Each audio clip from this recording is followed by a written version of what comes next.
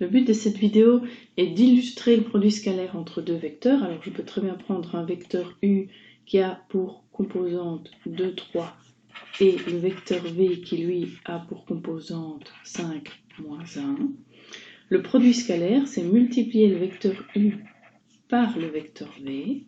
Et la formule, c'est le produit des composantes en X, donc 2 fois 5, plus le produit des composantes en Y, 3 fois moins 1. Ce qui fait 10 moins 3, soit 7. Donc, de manière générale, si j'ai un vecteur U qui a pour coordonnées XU, YU, et un vecteur V qui a pour coordonnées XV, YV, voilà, ce sont des lettres parmi d'autres.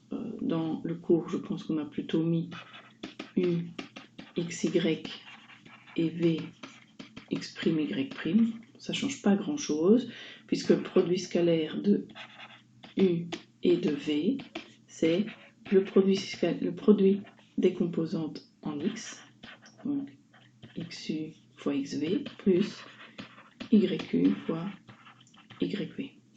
Si je prends l'autre notation qui est celle de vos notes, vous avez que U fois V, c'est X fois X' plus Y fois Y'.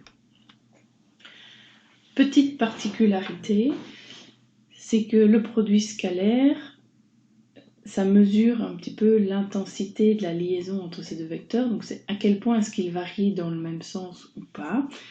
Et une deuxième définition du produit scalaire, de U fois V, ce serait par exemple de calculer la longueur de U fois la longueur de V, donc multiplier les longueurs, mais multiplier par le cosinus de l'angle entre les deux vecteurs. On n'utilisera pas cette formule-là dans ce cours-ci, mais il est bon quand même de savoir que le cosinus de 90 degrés, ça vaut 0. Et donc, si les angles sont perpendiculaires, donc, par exemple comme ceci, ou orthogonaux dans l'espace, donc perpendiculaire, c'est quand il y a un point d'intersection, orthogonaux, que ce soit en fait dans le plan ou dans l'espace, c'est quand ils forment un angle droit mais ne se touchent pas forcément, et bien le cosinus de 90 fera 0, et donc quelle que soit la longueur de U et de V, si je les dessine ici respectivement, et bien puisque je vais multiplier par le cosinus de 90 degrés, le produit scalaire sera nul. Voilà, donc dernière petite remarque sur le produit scalaire, attention, si les vecteurs sont perpendiculaires ou orthogonaux, donc un angle droit sans se toucher, alors le produit scalaire de U fois V vaudra d'office 0.